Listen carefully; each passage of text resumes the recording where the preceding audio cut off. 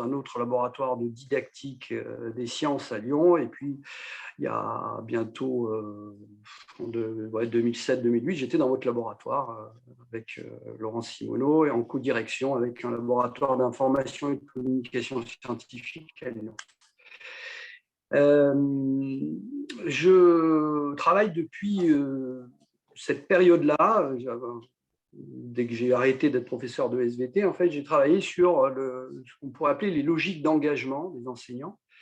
C'est le titre d'ailleurs de ma thèse, lorsqu'ils sont confrontés à des controverses, qu'on a appelé des questions socialement vives ou des questions vives, pour essayer de comprendre quelles sont les logiques d'engagement, puisque nous faisons le pari que si on s'engage ou on ne s'engage pas, il y a quand même une logique de l'acteur que l'on essaie de comprendre. C'est notre pari, d'ailleurs, pas tout le monde est d'accord là-dessus. Certains disent que les gens s'engagent, il n'y a pas forcément de logique. En sociologie pragmatique, qui est la sociologie qui fonde nos travaux à Lyon, on fait le pari justement qu'il est possible d'identifier des logiques d'arrière-plan, pour reprendre le terme utilisé par Dominique Bucheton et Yves Soulet dans cet article de 2009 que vous avez cité, les logiques d'arrière-plan, et qu'on va même plus loin en disant que ces logiques d'arrière-plan, on pourrait les utiliser pour construire des modèles, une modélisation des postures éducatives. Alors, je viens des sciences de la Terre, donc modélisation, c'est un terme qu'on utilise énormément pour comprendre le réel. Je pense qu'il a sa place aussi en sciences humaines et sociales, et notamment autour de notre problématique qui est celle des postures. Donc, ce que je fais, c'est que j'essaie donc depuis quelques années de modéliser les postures éducatives en essayant de saisir les logiques d'engagement qu'il y a derrière les acteurs qui prennent telle ou telle décision en situation.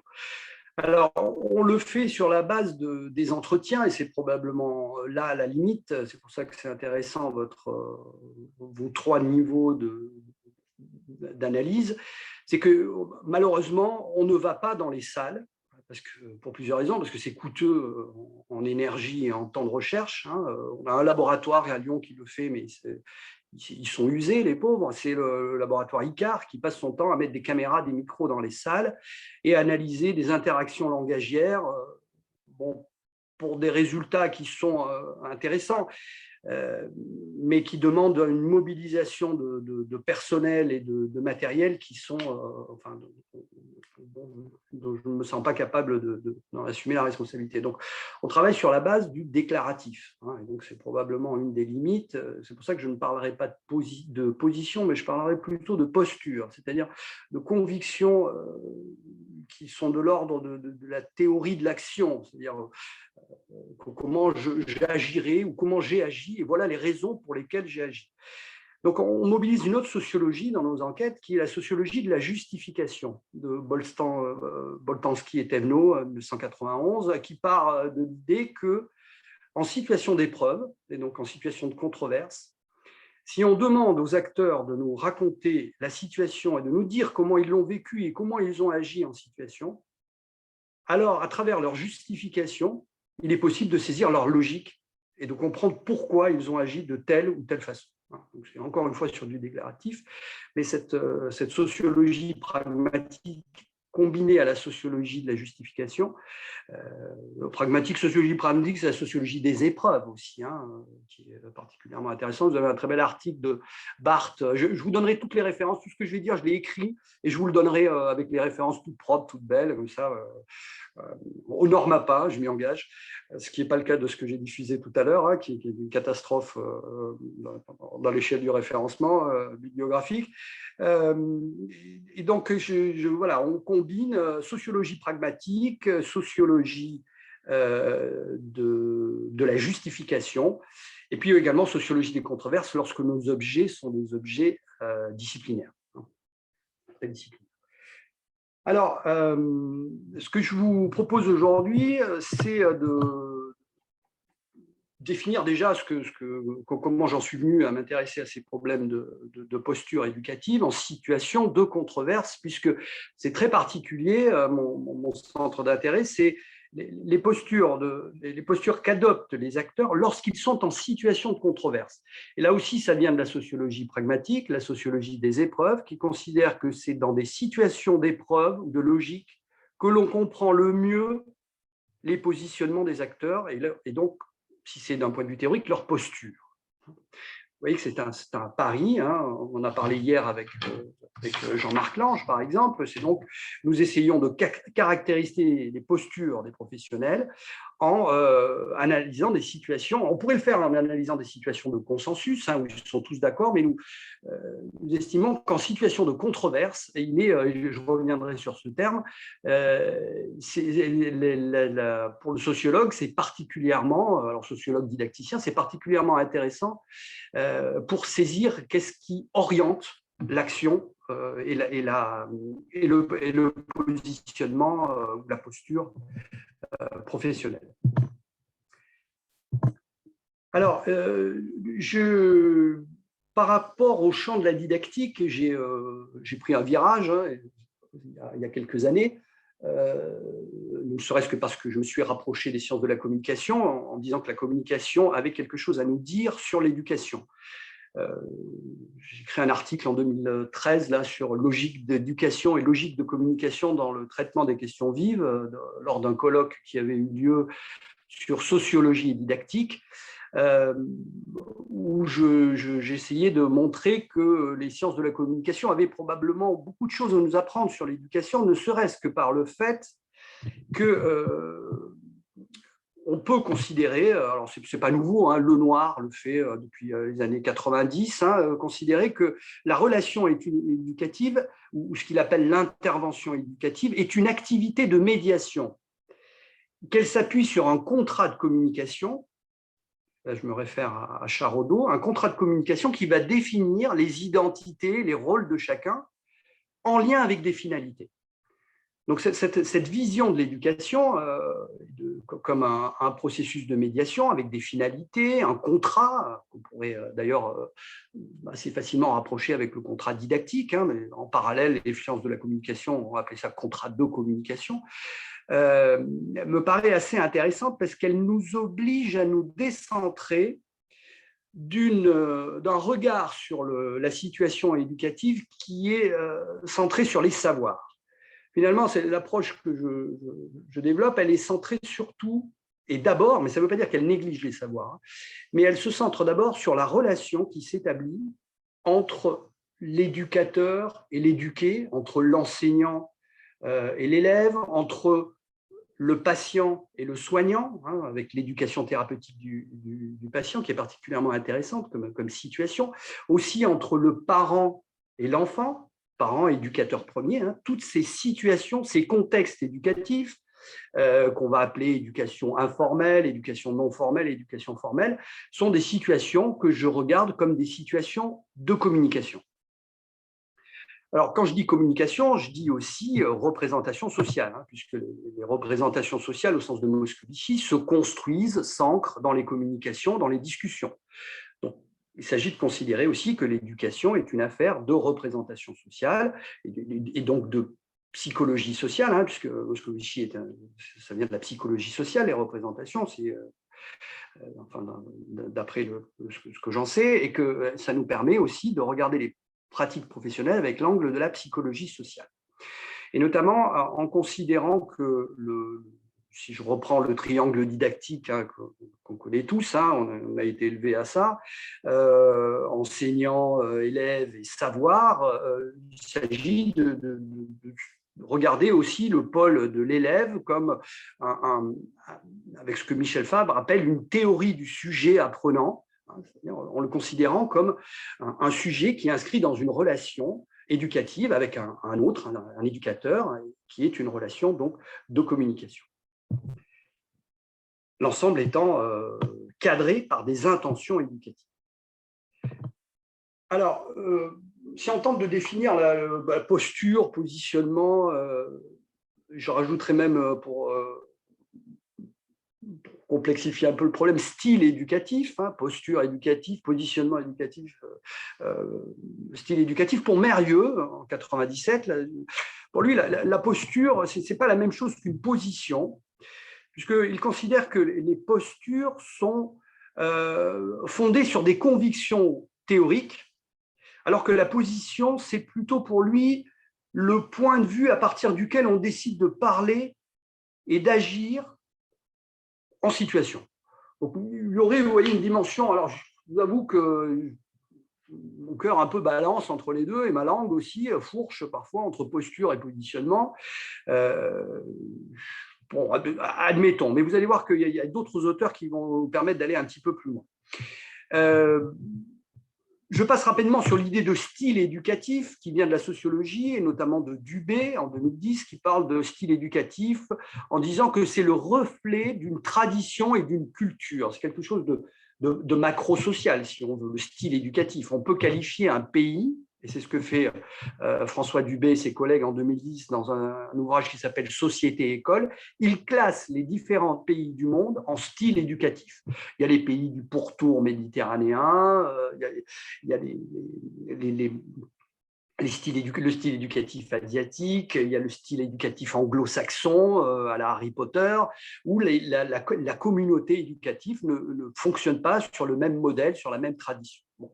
Donc, nous, vous voyez, on pourrait dire que dans le style éducatif, c'est un concept beaucoup plus large. Moi, d'ailleurs, il est particulièrement utilisé lorsqu'on parle d'éducation familiale. On caractérise les parents pas par des postures éducatives, mais par des styles éducatifs. Bon, donc ça vient du monde de l'éducation informelle. Je vous donnerai une référence si ça vous intéresse aussi, qui parle des styles éducatifs des parents vis-à-vis des adolescents. Et donc, vous voyez que je prends un petit peu de distance par rapport au savoir dans ce triangle, mais je vais y revenir, je vais les replacer. Alors, dans un travail de modélisation que nous avions fait en 2018 par rapport à la théorie de l'évolution, en classe de sciences, nous avions interviewé, je me souviens bien, c'était une vingtaine d'enseignants de collège et lycée, pour leur demander comment ils réagissaient face aux contestations d'élèves lors de l'enseignement de l'évolution. Donc, une contestation d'élèves en situation d'enseignement, c'est une situation de controverse éducative qui porte sur un objet vif, socialement vif, qui est l'évolution. Et donc, nous leur avions demandé de nous décrire comment ils réagissaient face à ces différentes contestations, de caractériser. Nous avons fait des catégories de contestations. Et à l'époque, nous avions défini la posture de la manière suivante. Nous avions dit que la posture, en nous référant à Bucheton et Soulet, est un préconstruit intellectuel que l'enseignant convoque en réponse à une situation ou à une tâche donnée. C'est donc une attitude mentale. Et ce qui me paraît particulièrement intéressant, ce que rajoute Chamla, c'est que cette attitude mentale, cette manière d'être, dirait Paul, elle est guidée par l'histoire sociale, personnelle et scolaire de la personne, de l'enseignant en l'occurrence ici. Et c'est aussi une manière pour lui d'habiter sa fonction et d'habiter un positionnement professionnel. Donc, vous voyez, je veux dire qu'une posture peut se déployer sur le terrain avec un positionnement professionnel. Autre élément qu'on avait rajouté dans la définition de la posture, c'est que cette posture mobilise des systèmes de représentation et de valeur, et notamment le regard que l'éducateur porte sur son sujet, sur l'élève. Donc, vous voyez que c'est logique de représentation. Ce n'est pas que son rapport au savoir, mais c'est aussi le rapport qu'il a avec son patient, son élève, etc., son enfant, quel que soit le contexte éducatif.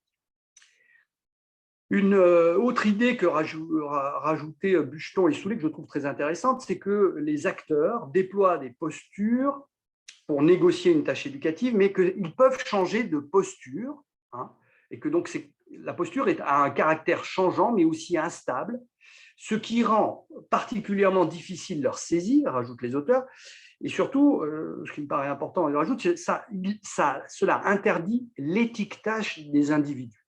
Tu ne peux pas dire tel prof, il a cette posture-là, celui-là, il a telle posture-là. La posture est située et contextualisée.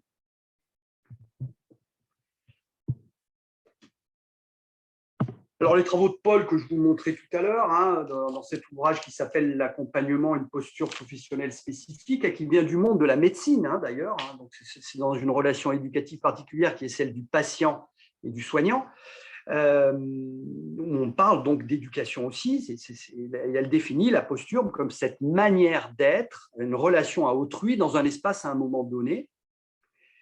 Et elle considère qu'il y a 4 dimensions dans la posture. Il y a le rapport, pour définir une posture, il y a le rapport à soi-même, le rapport éthique à soi-même, le rapport que l'on a au patient, alors ici au sujet, hein, le rapport que l'on a au savoir, et puis la méthode pédagogique que l'on utilise. Car il faudrait investiguer l'ensemble de ces 4 dimensions pour Paul pour comprendre la posture d'un éducateur. Autres travaux que je mobilise, que je trouve assez intéressants, c'est les travaux d'un groupe de chercheurs en sciences de l'éducation et aussi en psychologie sociale, qui s'appelle les postures éducatives. Je ne sais pas si vous voyez grand-chose là, si.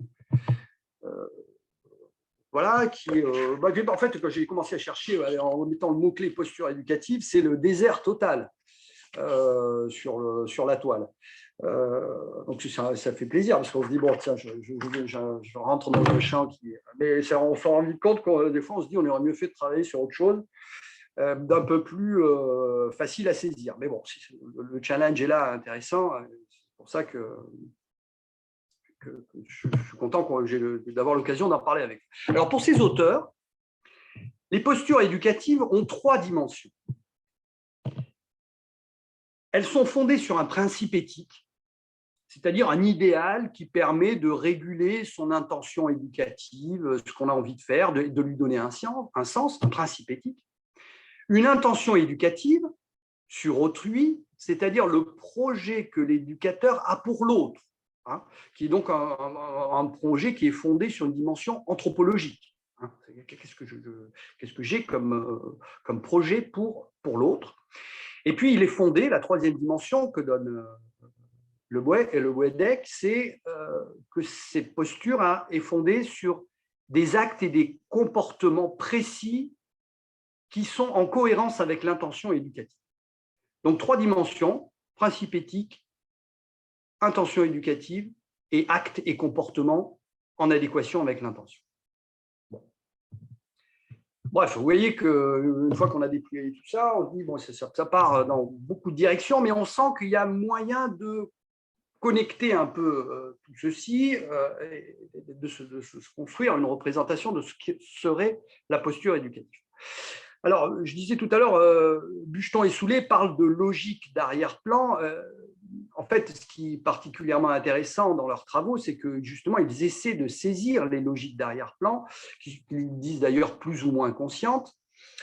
Et lorsqu'ils travaillent sur ces logiques d'arrière-plan, ils définissent eux aussi des éléments qui constitueraient les postures. Et il y a encore une fois le rapport au savoir.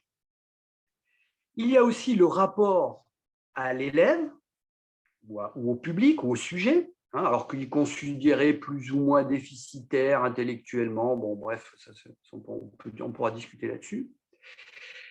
Et finalement, elle ne met que ces 2 éléments-là. Elle dit que la posture dépend du rapport que l'enseignant a au savoir et du rapport qu'il a à l'élève. C'est, je pense, un peu plus compliqué que ça, et je rajouterais bien 2 autres dimensions. C'est aussi, je rajouterais bien volontiers que c'est le rapport qu'il a à sa mission, hein, pourquoi il est là. Et puis, une autre dimension de la posture qui est le rapport qu'il a au phénomène d'apprendre, à l'apprendre. J'ai vu ça tout à l'heure dans une des diapositives de Agnieszka, ce rapport à l'apprendre. Donc, l'ensemble de ces représentations forment des logiques, et ces logiques orientent les décisions prises dans une situation face à un imprévu, en situation de controverse en face. Donc, le pari de mes recherches, c'est le suivant, c'est que si je veux caractériser une posture éducative, j'ai peut-être un intérêt intellectuel fort, de recherche en tout cas à conduire pour me placer dans des situations de controverse, des épreuves, et considérées comme des situations de médiation, et pour essayer de voir et d'essayer de comprendre, puisque le mot de la sociologie pragmatique, c'est la compréhension, se référant à Bourdieu. Nous essayons de comprendre par l'entretien la logique de l'acteur en nous référant à leur discours, sur leurs gestes, les choix qu'ils font, les ressources qu'ils mobilisent, les décisions qu'ils prennent, en essayant d'identifier les fondements, les principes éthiques qui sont sous-jacents.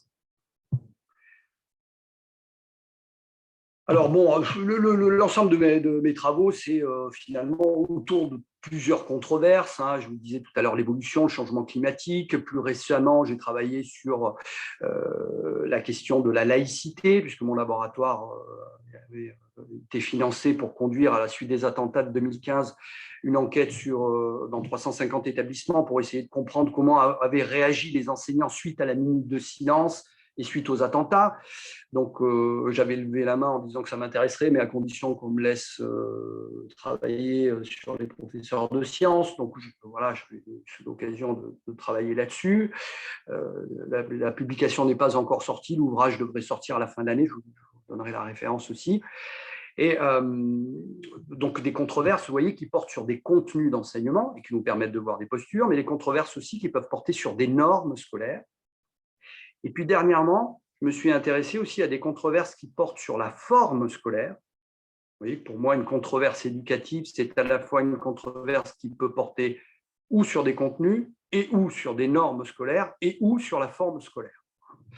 C'est ces trois dimensions-là que nous définissons avec ma collègue Gaudin sur ce que nous entendons par controverse éducative. Controverse sur la forme scolaire, c'est récemment, par exemple, la décision de fermer les écoles. C'est une situation de controverse qui nous permet de voir quelles sont les logiques des acteurs, là notamment des parents, la représentation qu'ils se font de l'école, des rythmes scolaires et des valeurs éducatives. Nous avons enquêté là-dessus avec la FCPE, Fédération des parents d'élèves, avec des questionnaires nous avons diffusés dans le département du Rhône pour essayer de comprendre comment cette décision de fermeture a suscité un certain nombre de prises de position des parents et donc d'adoption de postures, d'attitudes vis-à-vis de l'école, plus ou moins engagées, dirons-nous, plus ou moins impartiales. On pourrait remobiliser cette classification-là pour en discuter. Bon, je crois que j'ai dit à peu près l'essentiel. Peut-être pour résumer, disons, dans l'état actuel de ce que je conceptualise, de ce que je lis et de ce que j'ai vu aussi sur le terrain, c'est aussi ça qui nous permet d'avancer. Je dirais que les postures en situation de controverse sont déterminées par 4 éléments. Je vous les ai dit tout à l'heure, mais je vous les redis peut-être pour plus de clarté. Premièrement, la représentation que l'enseignant se donne ou que l'éducateur se donne de sa mission. Il est là pourquoi ? La deuxième dimension, c'est la représentation qu'il se donne de l'élève ou du patient ou du sujet apprenant qu'il va considérer plus ou moins compétent, plus ou moins formé, plus ou moins capable, plus ou moins autonome. On entend souvent « ils ne sont pas capables d'eux », il ne faut pas leur dire ça parce que vous allez semer le doute. Donc, c'est ce genre que j'ai beaucoup entendu dans le cadre de l'enseignement du réchauffement climatique. Et on ne voulait pas parler de climato-scepticisme parce qu'on risquait de semer le doute. Donc, on préférait ne pas le dire, ne pas en parler, parce qu'on supposait qu'en face, les élèves n'étaient pas capables d'eux. On a même eu l'Académie des sciences qui a censuré, sur une autre affaire, l'Atlas de la création dans les années 2007, parce qu'elle a considéré que les étudiants, c'était même pas les élèves, c'était les étudiants, n'étaient pas capables de contre-argumenter sur l'Atlas de la création, et donc il fallait l'interdire et le cacher, donc une mise à l'index particulièrement qui est révélatrice d'une posture. Donc il y a aussi, cette posture est aussi dépendante de la vision que l'on a du sujet.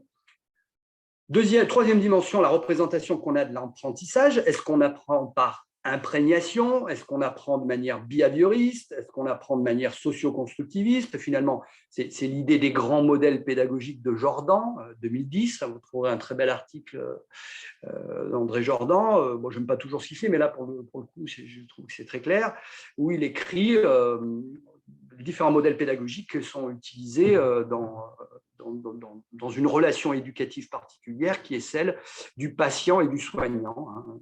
Vous avez différentes postures, il parle aussi de posture éducative du médecin, du soignant, peut être infirmier d'ailleurs, vis-à-vis de son patient. Et puis la dernière, c'est bien entendu la représentation que l'on a de l'objet du savoir. Par exemple, s'il s'agit de sciences, c'est bien sûr la représentation qu'on a de la nature des sciences, mais ça va aussi jusqu'à l'expertise scientifique. Sur la vaccination, avec Olivier Morin, on voit que cette représentation de la nature des sciences et de l'expertise scientifique conditionne, oriente fortement les postures éducatives déclarées. Donc, on a, en fonction de ces systèmes de représentation, de ces quatre pôles, des approches didactiques et pédagogiques qui sont différentes vis-à-vis des manières d'être vis-à-vis de l'élève qui vont changer, l'ensemble définissant ce que j'appellerais bien volontiers donc des postures éducatives.